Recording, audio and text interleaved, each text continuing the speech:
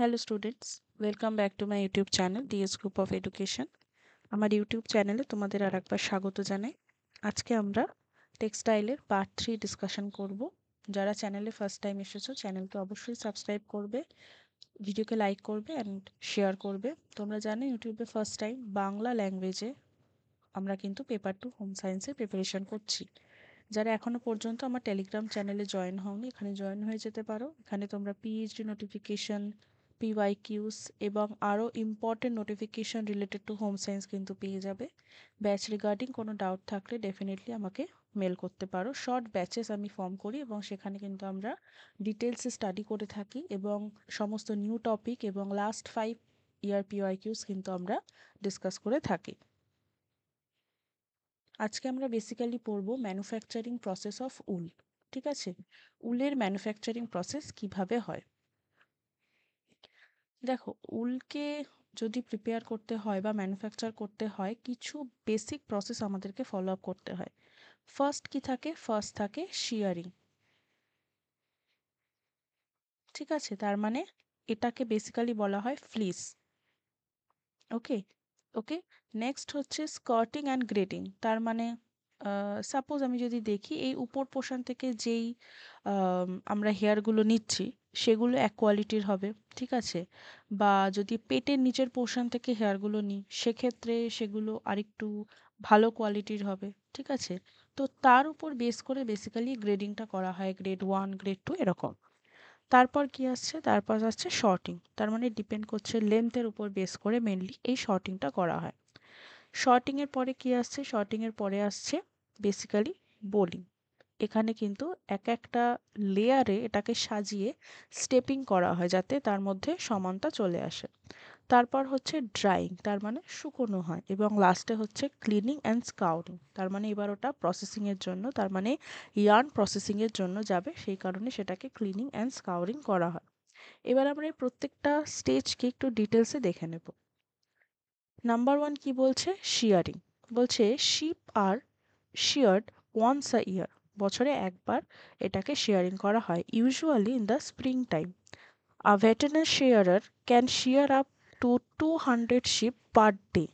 তার মানে যে বেসিক্যালি দ্য শিয়ারার হয়, যে শিয়ারিংটা করে থাকে, সে পার ডে 200টা ভেড়াকে কিন্তু শিয়ার করতে পারে। দ্য ফ্লিস, যেটা বলছিলাম, recovered from sheep can weigh between 6 and 18 pounds. তার মানে প্রায় 2.7 and 8.1 kilogram. As much as possible সে যতটা শেয়ারিং করতে পারে। The fleece is kept in one piece. While most sheep are still sheared by hand, new technologies have been developed that use computers and sensitive robot control arms to do clipping. তার মানে এই যে পশমের ছাঁটাইটা করা হয়ে থাকে, এই ছাঁটাইয়ের জন্য basically hand use করা হয়, বাট স্টিল এখন বিভিন্ন জায়গায় বিভিন্ন নিউ টেকনোলজিস চলে এসেছে, তো সেখানে সেই টেকনোলজিসগুলোও ব্যবহার করা হয়, কিন্তু সেখানে একটু রিস্ক থেকে যায়। তাহলে শিয়ারিং প্রসেস মেনলি আমরা কি করে থাকি? যারা শিয়ারার হয় তারা পার ডে প্রায় 200টা শিপকে শেয়ার করতে পারে, এবং যেই বিষয়টা আমরা পেয়ে থাকি সেটাকে ফ্লিস বলা হয়, এবং এখানে কিন্তু ওয়েটিংটাও বলা হয়েছে যে কত পাউন্ড বা সেটাকে কিলোগ্রামে কত হয়। নেক্সট হচ্ছে grading and sorting. Grading and sorting এর ক্ষেত্রে কি হবে? Grading is the breaking up of the fleece based on the overall quality. তার মানে আমি যে ফ্লিসটা পেলাম, এবার এটাকে কোয়ালিটির উপর বেস করে আমি ডিফারেন্সিয়েট করব। In shorting, the wool is broken up into sections of different quality fibers from different parts of the body. যেটা বলছিলাম যে বডির যেই পার্ট থেকে নেওয়া হচ্ছে ডিপেন্ড করছে তার কোয়ালিটি কেমন হবে। দ্য বেস্ট কোয়ালিটি, আমি তাকে হাইলাইট করে দিচ্ছি। The best quality of wool comes from the shoulders and the sides of the sheep and it is used for clothing. তার মানে বেস্ট কোয়ালিটি উলটা কোথা থেকে পাওয়া যাচ্ছে? শোল্ডার থেকে এবং সাইডস থেকে, এবং এটা বেসিক্যালি ক্লোদিংয়ের কাজে ব্যবহার করা হচ্ছে। দ্য লেজার কোয়ালিটি, যেগুলো একটু নিম্নমানের হয়, they basically comes from the lower legs, তার মানে পায়ের নিচের দিকটায়, and it is used for make rugs. In wool grading, high quality does not allows mean high durability. তার মানে আমি খুব বেস্ট কোয়ালিটির উল ব্যবহার করছি, তার মানে এটা কিন্তু না যেটা অনেক দিন ধরে যাবে। তো বেসিক্যালি গ্রেডিং অ্যান্ড শর্টিংয়ে কিন্তু আমরা এই বিষয়গুলো দেখে থাকি। নেক্সট হচ্ছে cleaning and scouring. Wool taken directly from the sheep is called raw or grease wool. ঠিক আছে, ডাইরেক্টলি তার মানে ডাইরেক্টলি যেই উলটা আমরা কালেক্ট করছি সেটাকে র বা গ্রিস উল বলা হচ্ছে। It contains sand, dirt, grease and dried sweat called suint. স্বাভাবিক, আমি যখন র নিচ্ছি ওর মধ্যে নোংরা থাকতে পারে, তারপরে ঘাম থাকতে পারে, আরও বিভিন্ন ধুলোবালি ইত্যাদি লেগে থাকতে পারে। The weight of the contaminants accounts for about 30 to 70% of the fleece total weight। ঠিক আছে, কি বলছে যে the weight of the contaminants account, তার মানে ওর ওর যে অ্যাকচুয়াল পশম রয়েছে তার সাথে যে নোংরা ইত্যাদি মিলিয়ে প্রায় 30 থেকে 70% টোটাল ওটা ওয়েট হয়ে যায়। টু রিমুভ দিস কন্টামিনেন্টস, এই সমস্ত নোংরা ইত্যাদিকে রিমুভ করার জন্য the wool is scoured in series of alkalines baths containing water, soap and soda, ash or a similar alkali. তার মানে ওটাকে অ্যালকালি সলিউশনে ডিপ করা হয় যাতে ওই নোংরাগুলো সব ধুয়ে যায়। The byproducts from this process, such as lanolin, are saved and used in a variety of household products. Rollers in the scouring machine squeezes excess water, তার মানে যে এক্সট্রা জল সেটাকে স্কুইজ করে নেওয়া হয়, যেটাকে আমরা জামা কাপড় কাচার পর যেটাকে আমরা স্কুইজিং করে থাকি, সেই বেসিক্যালি সেই টাইপের স্কুইজিং করা হয় যাতে এক্সট্রা জলটা বেরিয়ে যায়। But the ফ্লিজ is not allowed to dry completely, কিন্তু এটা প্রপারলি কিন্তু শুকায় না। সেক্ষেত্রে কি করা হয়, following this process the wool is often treated with oil or to give increased the manageability. তো এখানে আরও বিভিন্ন প্রসেস করা হয়ে থাকে। তারপর হচ্ছে carding. Next the fibres are pass through a series of metal teeth and strengthen blend from them into slivers. Metal teeth মানে বেসিক্যালি যে নোংরা ইত্যাদি বের করার পর যেই উলটা আমি পেলাম সেটাকে এরকম জিনিসের মধ্যে দেওয়া হবে। দেওয়া হওয়ার পর কী হবে, এটাকে স্ট্রেটনিং করা হবে, স্ট্রেট করা হবে, কারণ এটা পেঁচিয়ে থাকতে পারে, তো এটাকে স্ট্রেট করা হবে। And blend them into slivers. Carding also removes the residual dirt, যদি আরও কিছু নোংরা থেকে থাকে কার্ডিং সেটাকেও বাদ দিয়ে দেয়। And the matter left in the fibers. Carded wool intended for worsted yarn is put through gilling and combing, two procedures that remove short fibers and place of the longer fibers parallel to each other. তো basically গিলিং and combing এর মাধ্যমে কিন্তু এই যে লেন্থের উপর base করে যে ফাইবারের পৃথকীকরণ সেটা কিন্তু করা হয়ে থাকে। From there the slicker slivers are compacted and thinned through a process call drawing. এই যে সিলভারের কথা আমরা যেটা বলছিলাম, এই যে আলাদাটা করা হচ্ছে, তার মানে দেখো কার্ডিংয়ের মধ্যেও কিন্তু অনেকগুলো সাব স্টেজ রয়েছে। তো এই স্টেজিংয়ের মধ্যে আর একটা স্টেজিং আমরা দেখতে পাচ্ছি, that is drawing. Carded wool to be used woollen yarn and it is send directly to spinning. তার মানে এটা অ্যাকচুয়ালি ভালো কোয়ালিটির ইয়ার্ন এবং সেই ইয়ার্নকে কিন্তু আমরা স্পিনিংয়ের জন্য পাঠিয়ে দিতে পারি। নেক্সট হচ্ছে স্পিনিং। স্পিনিং কি? Thread is form by spinning the fibres together to form one strand of yarn. তার মানে বেসিক্যালি স্পিনিংয়ে কি করা হচ্ছে, এবার সুতো প্রিপারেশনের দিকে যাওয়া হচ্ছে।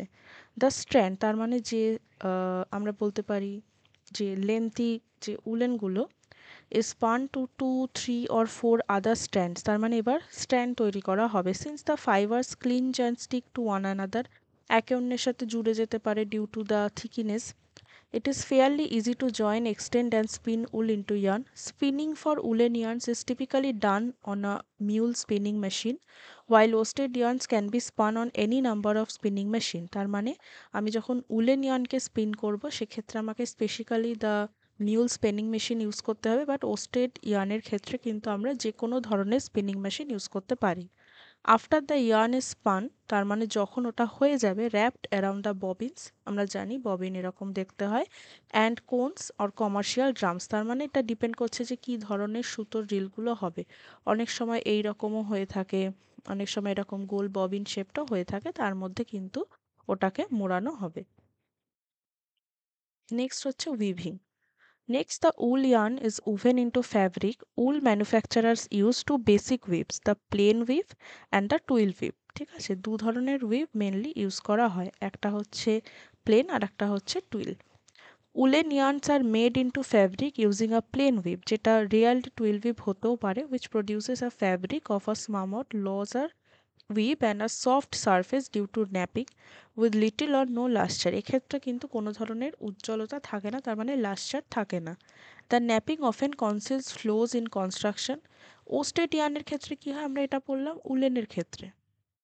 এবার হচ্ছে ওস্টেডের ক্ষেত্রে, it can create fine fabrics with executive patterns using a twill whip.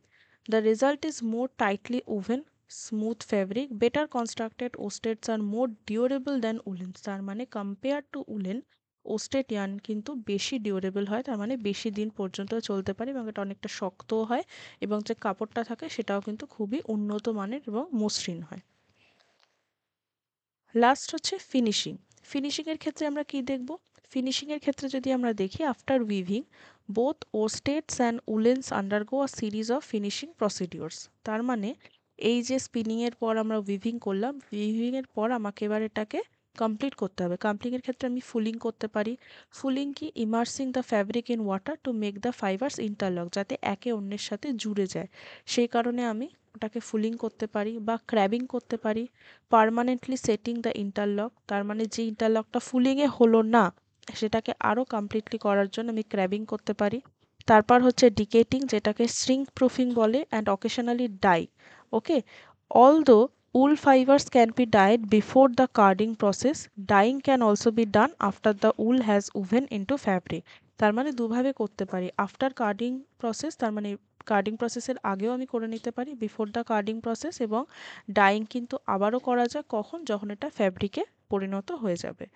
So এই স্টেপসগুলো কিন্তু আমাকে কী করতে হবে? উল ম্যানুফ্যাকচারের সময় প্রত্যেকটা স্টেপ এইভাবে যেতে হবে এবং যে কোয়েশ্চেনটা ফর্ম হয় সেটাও কিন্তু এই স্টেপিংয়ের উপরই হয়। তাই স্টেপিং সম্পর্কে আমাদের একটা প্রপার আইডিয়া রাখা দরকার। So this is all for today. Batch regarding কারোর যদি ডাউট থাকে বা পেড নোট যদি কেউ নিতে চায় তাহলে অবশ্যই নাম্বারে হোয়াটসঅ্যাপ করতে পারে এবং মেলও করতে পারে। নেক্সট ক্লাস হচ্ছে আমাদের Sunday, that is PYQ discussion. অবশ্যই সবাই জয়েন হবে অ্যান্ড আমরা প্রায় 15 পিওয়াইকিউস ডিসকাস করব, সাথে তার complete discussion. So next class হচ্ছে আমাদের সানডে, অ্যান্ড অবশ্যই কিন্তু চ্যানেলের সাথে জুড়ে থাকবে, ভিডিওকে লাইক করবে অ্যান্ড শেয়ার করবে। Thank you for watching.